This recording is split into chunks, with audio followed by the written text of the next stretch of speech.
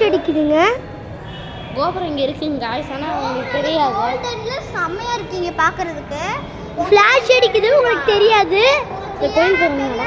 நல்லா இருக்கு. ஆனால் கோபுரம் வந்து நல்லா அப்படியே கோல்டன் கலரில் நல்லா மஞ்சையாக இருக்கு. இந்த வீடியோ பிடிச்சிருக்கீங்க?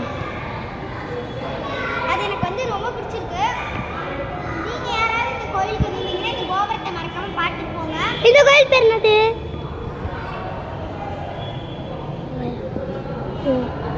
மாரியம்மன் கோயில்.